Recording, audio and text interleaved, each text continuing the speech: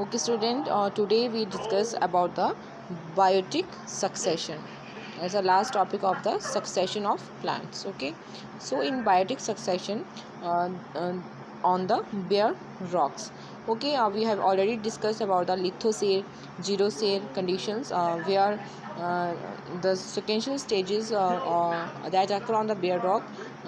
bare rock पे होगी तो lithocere होगा क्योंकि bare rock is a deficient and water से वो डेफिशिएंट होती हैं और लिथोसेल को हम इसीलिए हम क्या बोल देते हैं यहाँ पे another term we have to use it's a xerosere lithosere और जीरो सेल जो सेम जो है हम टर्म्स यहाँ पे यूज़ कर सकते हैं क्लियर सो इट मीन्स कि there is no water as a substratum and does not absorb the rain water clear so various seral stages occur in where rock first is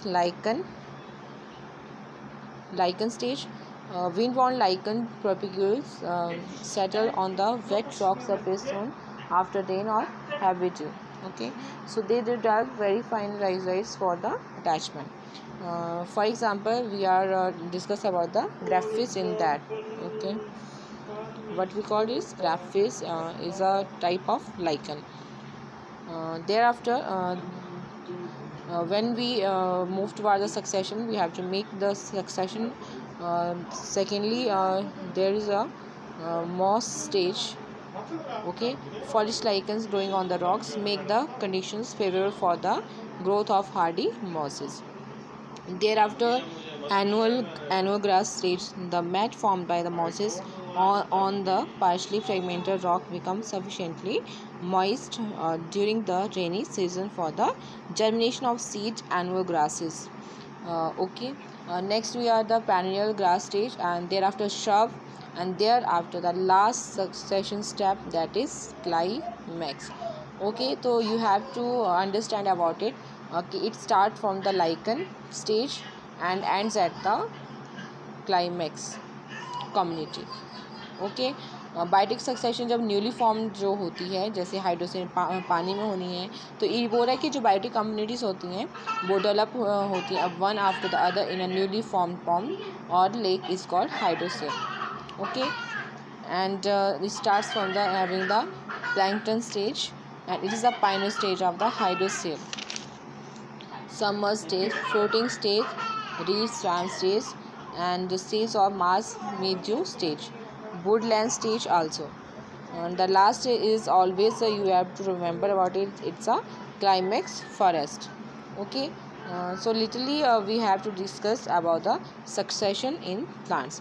uh, Here we have to seen pioneer species, the species that invade bare area में जो grow करती हैं species उनको हम pioneer species बोल देते हैं. Primary succession जो है रॉक्स में जब होता है तो आर यूजली जो लाइकन अभी हमने बात करी कि लाइकन्स किस तरह से जो है यहाँ पे ग्रोन अप करते हैं. ठीक है, फर्स्टली जो स्टेप है वो क्या है आपके पास लाइकन का है.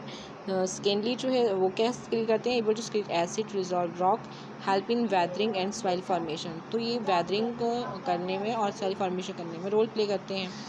दूसरा जो है यहाँ पे हम बात कर सकते हैं जब मॉसिस कंसेप्ट आता है तो ब्राइफाइड जो है यहाँ पे स्मॉल स्मॉल जो छोटे छोटे प्लांट्स होते हैं वो ग्रो करना शुरू कर देते हैं और ये एबल हो जाते हैं to hold the small amount of soil. और टाइम के साथ जो है that converted into the means to help towards to grow the higher plants of here. अब यहाँ पे क्या होता है कि इसके बाद स्टेबल क्लाइमेक्स फॉरेस्ट कम्युनिटी जो है बन जाती है. जो क्लाइमेक्स कम्युनिटी होती है remain stable as long as the environment remains unchanged. ये तब तक स्टेबल रहती है जब एनवायरनमेंट का कोई चेंज नहीं होता है. क्लियर. तो इसमें हम ये बात कर सकते हैं जैसे कि जो आपके पास यहाँ पे वेयर रॉक्स पे जो प्लांटेशंस हैं जो सक्सेशन डेवलप हो रहा है लाइकन से स्टार्ट होकर जो है लास्ट में क्लाइमेक्स कम्युनिटी पे जाके ये ख़त्म होता है. लेकिन जैसे हाइड्रोसेल की बात करें, हाइड्रोसेल मतलब पानी में जो है वो किस तरह से प्लांटेशन जो है ग्रो करती है.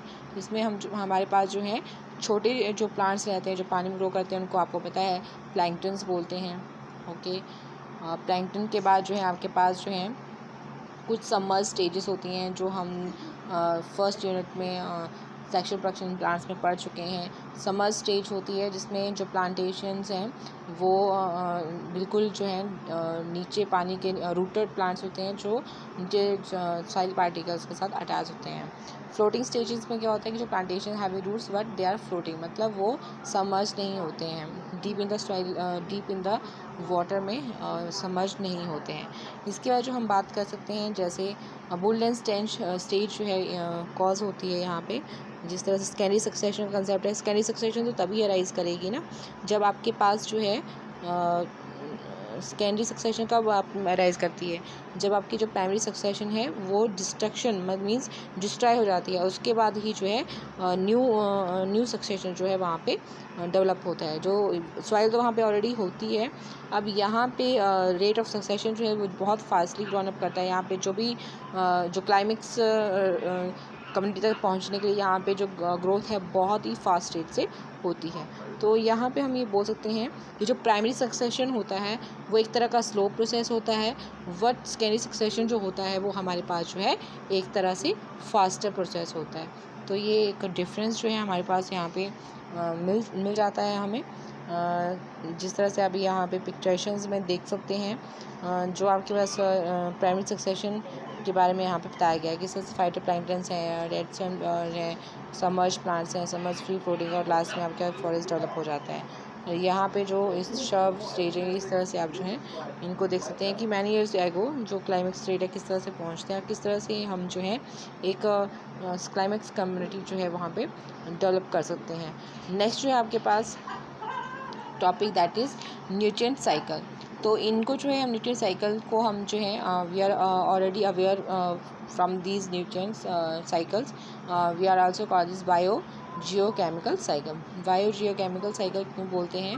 बायो मीन्स लाइफ है, जियोकेमिकल का मतलब है अर्थ के ऊपर और कुछ केमिकल प्रोसेसेस की हेल्प से जो है ये साइकिल चलते हैं, इसलिए हम बन जाते हैं बायो जियोकेमिकल साइकिल।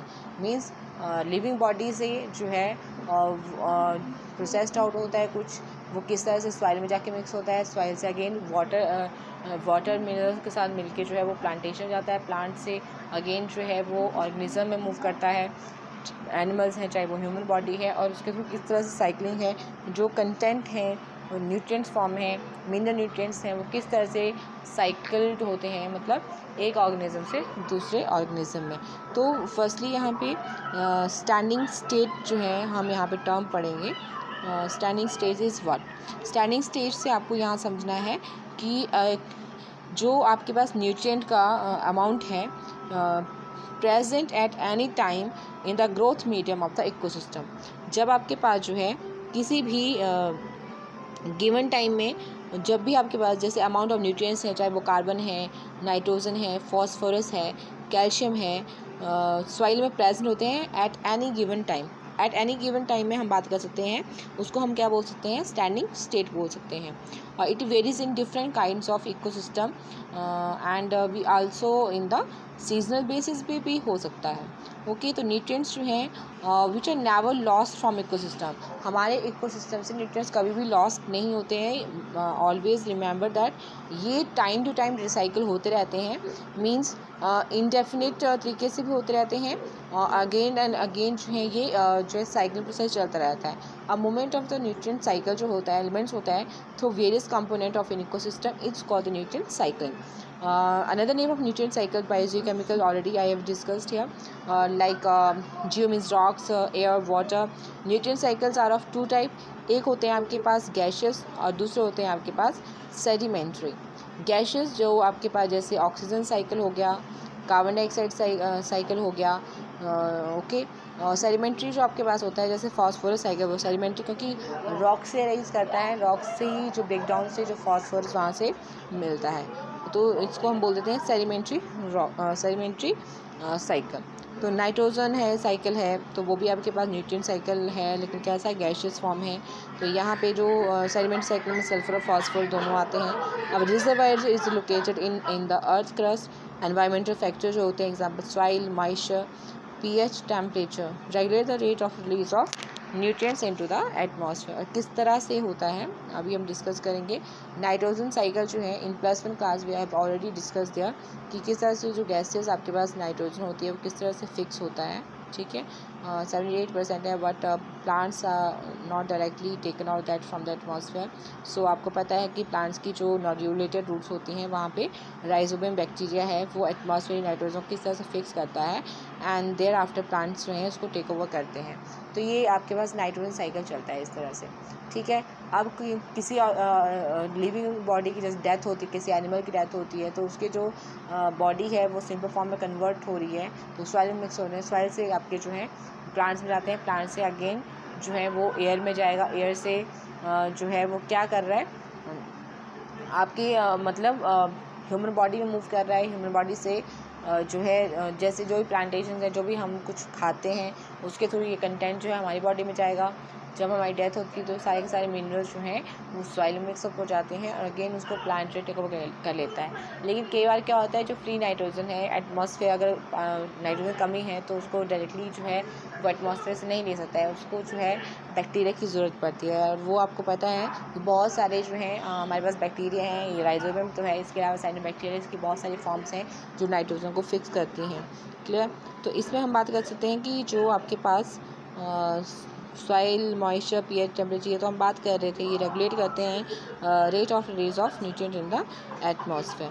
तो फर्स्टली जो है यहाँ पे डिस्कशन में आता है कार्बन साइकिल। तो कार्बन साइकिल जो है सिंपली जो है जब हम क्या करते हैं सांस लेते हैं तो हम कार्बन डाइऑक्साइड को रिलीज़ करते हैं। कार्बन डाइऑक्साइड को फिक्स कौन करता है? प्लांट्स करते हैं। कार्बन डाइऑक्साइड को फिक्स कर दिया, उसके बाद जो है वो ऑक्सीजन रिलीज़ करता है। ऑक्सीजन को कौन टेक ओवर कर रहा है? जो लिविंग ऑर्गेनिज्म है, एनिमल्स हैं, ह्यूमन बॉडी है, वो उसको टेक ओवर कर रहे हैं। अगेन वहाँ से जब सांस के थ्रू क्या करते हैं, जब एक्सहेल करते हैं तो कार्बन डाइऑक्साइड एटमॉस्फेयर में आ जाती है। इसके अलावा जो जैसे किसी की डेथ होती है, डेड ऑर्गेनिक मैटर जो है वो डायरेक्टली जब वहाँ से डिकम्पोज होता है और सॉइल मिक्स होता है तो वहाँ पे भी क्या होता है, कार्बन कंटेंट जो है इनऑर्गेनिक फॉर्म में कहाँ चला जाता है? सॉइल में चला जाता है, और सॉइल से प्लांट फॉर्म ले लेता है तो वो किस में कन्वर्ट हो जाता है? ऑर्गेनिक फॉर्म में कन्वर्ट हो जाता है। इस तरह से जो है ये साइकिल चलता रहता है। बहुत सारी ह्यूमन एक्टिविटीज़ जो हैं कार्बन साइकिल को इन्फ्लुएंस करती है, जैसे we are very aware from there कि जैसे हम एक्स्ट्रा डिफॉरेस्टेशन करेंगे तो उससे कार्बन डाइऑक्साइड कंटेंट क्या होगा? एक्सेस में रहेगा एनवायरनमेंट में, तो हमारे एनवायरनमेंट को पॉल्यूट करेगा। प्लांटेशन जो है कार्बन डाइऑक्साइड को फिक्स नहीं कर पाएंगे, क्योंकि जितना कम प्लांटेशन जो है हमारी सराउंडिंग में होगा उतना ही कम जो है वो कार्बन डाइऑक्साइड को फिक्स कर पाता है। तो इसकी वजह से बहुत सारी फॉसिल फ्यूल बर्निंग है, जैसे व्हीकल में हम बहुत सारे जिनसे डीजल पेट्रोल का यूज़ करें, उससे जो धुआं निकलता है, जो पोल्यूशन क्रिएट होता है, तो उससे भी जो कार्बन डाइऑक्साइड कंटेंट है वो एक्सेस में हमारी एनवायरनमेंट में होता है, and that lead to global warming. Greenhouse जो इफ़ेक्ट है वो भी जो इसकी वजह से जो है वो इंक्रीज़ उसका जो रेट है रिलीज़ होने का ग्रीन हाउस गैसेस का, वो भी ज़्यादा हो जाता है। तो ये कुछ साइड इफ़ेक्ट्स हैं जो कार्बन साइकिल को क्या करते हैं, लिटरली इफ़ेक्ट करते हैं। नेक्स्ट जो इकोसिस्टम का हमारे पास one of the most important cycle that is sedimentary cycle, that is phosphorus cycle. Phosphorus is a major constant of biological membrane, you know very well. Nucleic acid है आपके पास। अब nucleic acid है तो nucleic acid में DNA है आपके पास, DNA है, RNA है, तो उसमें फॉस्फोरस का यूज़ हो रहा है, ठीक है। बहुत सारी और भी जो आपके पास जैसे शेल फॉर्म है, बोन है, टीथ है, इसमें फॉस्फोरस का यूज़ हो, जैसे कैल्शियम फॉस्फेट, हमारे जो दांत का फार्मूला होता है कैल्शियम फॉस्फेट होता है, तो फॉस्फोरस यूज़ हो रहा है। तो व्हेन रॉक्स आर वेदर, जब जो रॉक्स जो है ब्रेक डाउन करती हैं तो minute amounts of this phosphorus dissolve in soil में डिजॉल्व हो जाता है और absorb by the roots of plants. अब हर्बीवोर्स और अदर एनिमल्स जब इस एलिमेंट को प्लांट से टेक ओवर करते हैं तो यहाँ पे क्या होता है, जो वेस्ट प्रोडक्ट और जो डेड ऑर्गेनिजम्स हैं are decompose by phosphate solubilising bacteria releasing phosphorus. अब यहाँ पे जो कार्बन साइकिल चलता है, यहाँ पे कोई भी रेस्पिरेटरी रिलीज ऑफ फास्फोरस नहीं होता है एटमॉस्फेयर में।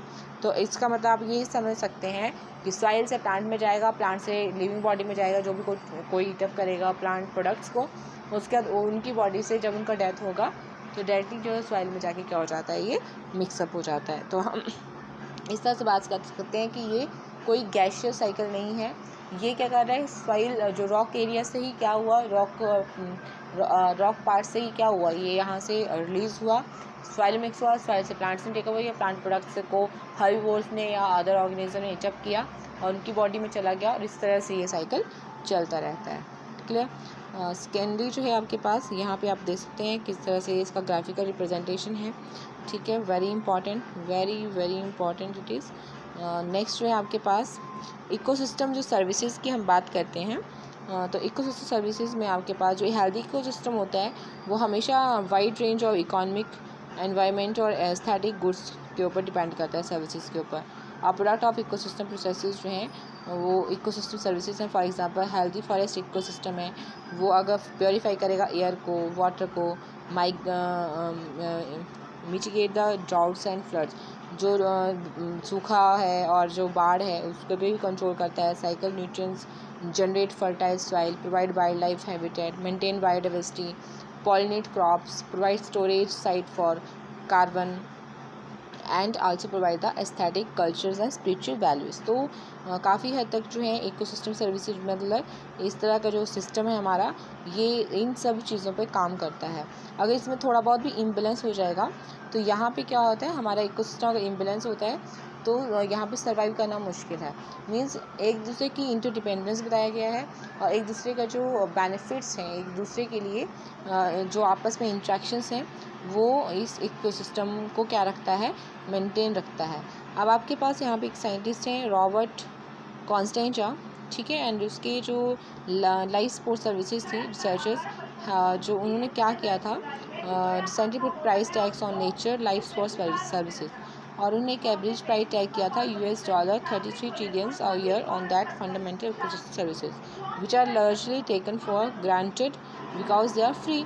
और दिस ने twice the value of global gross national product, जो GNP था उससे वो डबल वैल्यूज थी उसकी। जो टोटल कॉस्ट था वेरियस इकोसिस्टम सर्विसेज का, the soil formation accounts for about 50% and contributions of other services like recreations and nutrient cycles are less than 10% each. तो थोड़ा बहुत जो है यहाँ पे आप इन चीज़ों को समझ सकते हैं कि किस तरह से जो वाइल्ड लाइफ, जो भी क्लाइमेक्स और रेगुलेशंस या हैबिटेट हैं वाइल्ड लाइफ के लिए, वो कितना परसेंट जो था रहा होगा उस टाइम, ठीक है। तो this is all about in this chapter, we are concluding in online class this, okay, thank you.